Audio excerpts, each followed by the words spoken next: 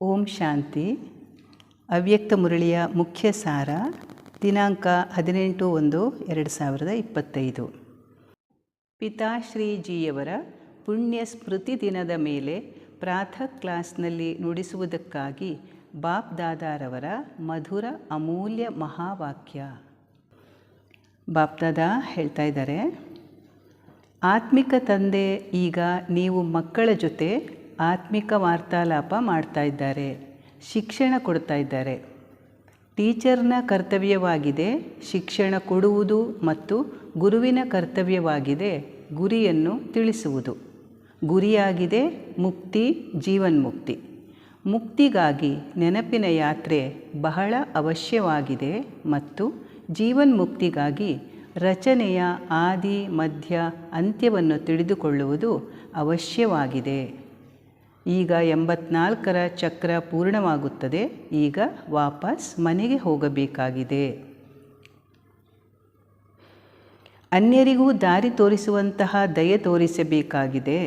ತಮೋಪ್ರಧಾನದಿಂದ ಸತೋಪ್ರಧಾನರಾಗುವ ದಾರಿ. ಬಾಪ್ದಾದ ಹೇಳ್ತಾ ಇದ್ದಾರೆ, ಬಾಬಾರವರು ನೀವು ಮಕ್ಕಳಿಗೆ ಪುಣ್ಯ ಮತ್ತು ಪಾಪದ ಗುಹ್ಯ ಗತಿಯನ್ನು ತಿಳಿಸಿದ್ದಾರೆ. ಪುಣ್ಯ ಏನಾಗಿದೆ ಮತ್ತು ಪಾಪ ಏನಾಗಿದೆ. ಬಾಪ್ದಾದ ಹೇಳ್ತಾರೆ, ಎಲ್ಲದಕ್ಕಿಂತ ದೊಡ್ಡ ಪುಣ್ಯವಾಗಿದೆ ತಂದೆಯನ್ನು ನೆನಪು ಮಾಡುವುದು ಮತ್ತು ಅನ್ಯರಿಗೂ ನೆನಪು ತರಿಸುವುದು, ಸೆಂಟರ್ ತೆರೆಯುವುದು. ತನು ಮನ ಧನ ಅನ್ಯರ ಸೇವೆಯಲ್ಲಿ ತೊಡಗಿಸಿ, ಇದು ಪುಣ್ಯವಾಗಿದೆ. ಸಂಘದೋಷದಲ್ಲಿ ಬಂದು ವ್ಯರ್ಥ ಚಿಂತನೆ ಪರಚಿಂತನೆಯಲ್ಲಿ ತಮ್ಮ ಸಮಯ ವ್ಯರ್ಥ ಮಾಡುವುದೂ ಸಹ ಪಾಪವಾಗಿದೆ. ಬಾಬಾ ಹೇಳ್ತಾ ಇದ್ದಾರೆ, ಪಾಪಕರ್ಮದ ಶಿಕ್ಷೆಯು ಜ್ಞಾನಿತ್ವ ಆತ್ಮ ಮಕ್ಕಳಿಗೆ 100 ಪಟ್ಟಾಗಿದೆ. ಏಕೆಂದರೆ ಸದ್ಗುರುವಿನ ನಿಂದಕರಾಗಿ ಬಿಡುತ್ತಾರೆ. ಇದಕ್ಕಾಗಿ ತಂದೆ ಶಿಕ್ಷಣ ಕೊಡುತ್ತಾರೆ, ಮಧುರ ಮಕ್ಕಳೇ, ಎಂದೂ ಪಾಪಕರ್ಮ ಮಾಡಬಾರದು. ವಿಕಾರಗಳ ಪೆಟ್ಟು ತಿನ್ನುವುದರಿಂದ ರಕ್ಷಿಸಿಕೊಳ್ಳಿರಿ.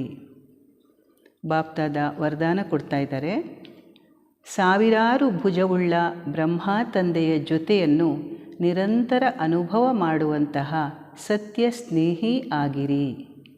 ಬಾಪ್ದಾದ ಸ್ಲೋಗನ್ ಹೇಳ್ತಾ ಇದ್ದಾರೆ, ಅಶರೀರಿ ಸ್ಥಿತಿಯ ಅನುಭವ ಅಥವಾ ಅಭ್ಯಾಸವೇ ನಂಬರ್ 1 ಬರುವ ಆಧಾರವಾಗಿದೆ.